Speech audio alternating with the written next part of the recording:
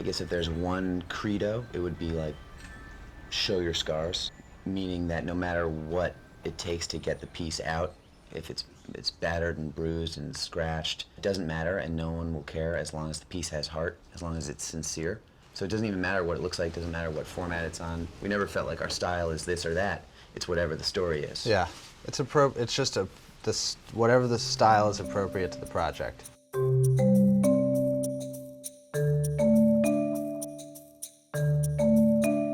Catfish had its own style feeling just because of the way that it was shot, the necessity of the way we had to shoot it, which was on these small cameras, because it started as just home video basically, and we shoot a lot of home video, like all the time.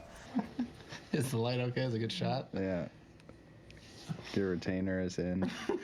Catfish really came out of Rel filming his brother Neve obsessively.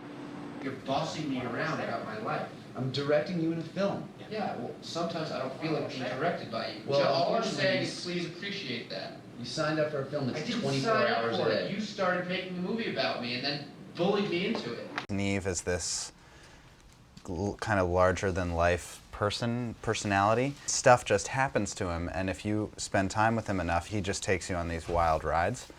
And Rel was tired of missing those rides and was just kind of filming like in anticipation of something happening, and it ended up happening. I always advise kids who are like, oh, I want to make movies, get a small camera, like $200, $300 that shoots full HD, and find a muse who's really close to you and available, that just has like sort of charisma that works on screen, and just follow them around. I think that we both see filmmaking as this experiential thing also. It's not just about filming, it's about interacting. So we put ourselves in our own projects a lot. Like when we were doing this Nike thing, we wanted to do a race from Brooklyn to Manhattan because we wanted to do that. So Rel sketched across the Williamsburg Bridge and I kayaked across the East River. And that was just something I wanted to do, just as a life experience. Filmmaking, for us, lets us go places we wouldn't normally go, be in situations we wouldn't normally be in, and experience these crazy things all the time. And like, if you're a filmmaker, every day is different.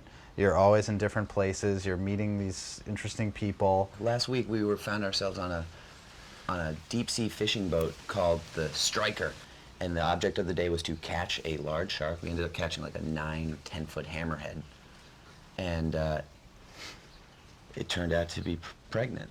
And I delivered a baby shark. Not part of the shoot, just like delivered it just because I wanted to try it. Hammerhead. Hammerhead. Baby hammerhead. There it is. Baby hammerhead. I'm kind of a country boy at heart. Things don't gross me out. We're in Los Angeles right now. This is not where we usually are. We are like fish out of water right now. We live in New York. We work in New York. Mm-hmm. We're here for 5 months. We're working on right now directing a movie for Paramount. We're shooting this big crazy horror movie and editing with Max on the weekends. We're making a film about Chris Burden, the artist. Our first idea, which was probably too crazy, was to reenact his famous performance art shoot and either shoot one of ourselves or shoot him again or shoot somebody else. I was willing to get shot. On Craigslist. So we didn't do that. So we just called Chris's studio and found out what he was working on, which is this unbelievable 30 by 20 foot sculpture he's been working on for 4 years. And it's kind of a model city with 1,200 matchbox sized cars running on tracks. And we just went and filmed it for 3 days and gave ourselves the challenge of never interviewing Chris on camera and never showing him on camera. So we did an audio interview with him, and now we're editing it and trying to work it out. But we have this great problem with this film, which is that we have too many good shots, you know? Boo-hoo. Boo-hoo. Yeah.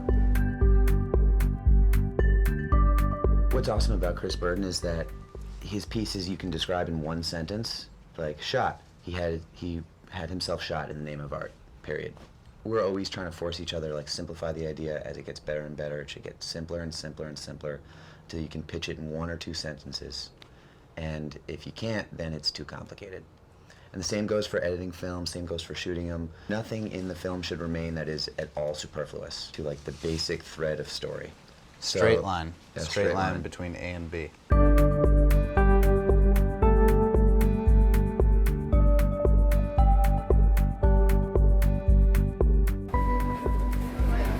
Do the count off.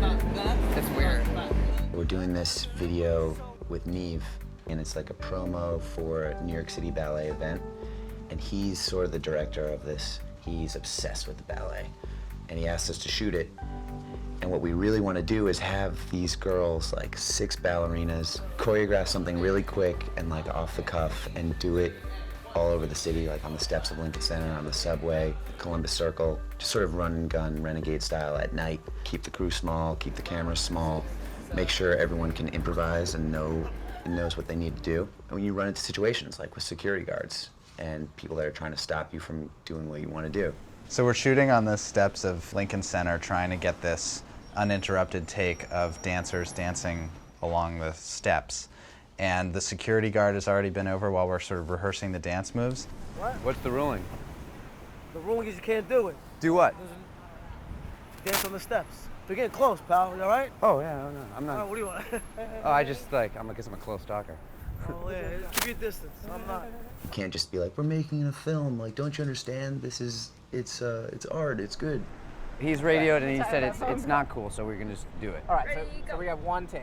It's easier to beg forgiveness than ask for permission. We're getting in touch with the director of the company Oh, to yeah. call him, Yeah, no the problem. Sarge. So he was just like, yeah, okay, but yeah, I'm gonna need to hear it from the top. Rel goes and talks to the security guard to distract him and literally does one of these like turn while he's talking to get him to face the opposite direction. Neil Young is here tonight. No way. Yeah.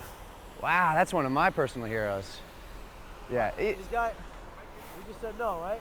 He said they're calling the Peter Martins, who's the director. You can't do it. You can't.